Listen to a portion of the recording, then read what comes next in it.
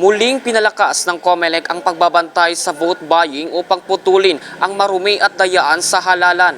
Isang buwan na lang ay magaganap na ang national at local 2025 election kung saan magiging mahigpit ang pagbabantay ng COMELEC sa mga kandidato na lalabag sa rules and regulations na ipatutupad ng COMELEC sa halalan upang maging malinis ang papalapit na eleksyon.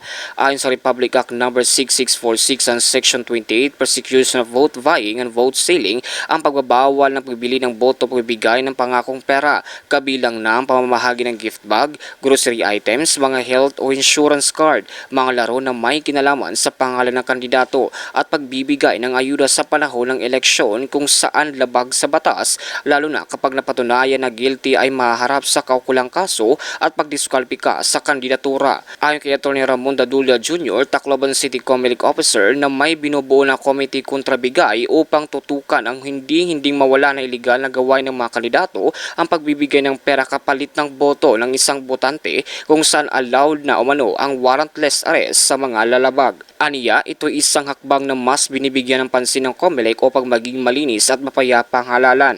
Mas makakabuti pa daw na sumunod na lang kung ano ang mandato ng batas upang walang maging problema sa pagtakbo at sa mga susunod pa na halalan. Dagdag pa niya na sana huwag na gumawa pa ng iligal na pangangampanya bagkus pangampanya ayon sa mabuting hangarin na paglilingkod sa bayan.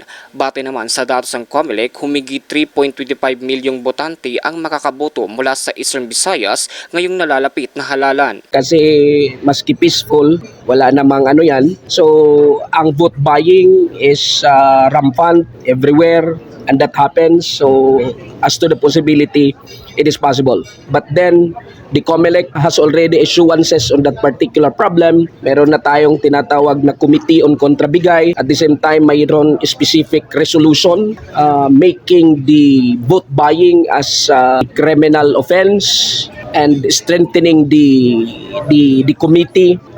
Allowed na nga yung mga warrantless arrests in cases of inflagrante delicto commission of such particular election offense. Inaasahan ng COMELEC na susunod ang bawat kandidato sa mapayapa at malinis na pangangampanya sa nalalapit na 2025 national and local election. At mula dito sa impila ng Bombo Radyo Tacloban, ito si Bombo Jake Paguipo para sa number 1 and most trusted radio network in the country, Bombo Radio Philippines, Basta Radio, Bombo.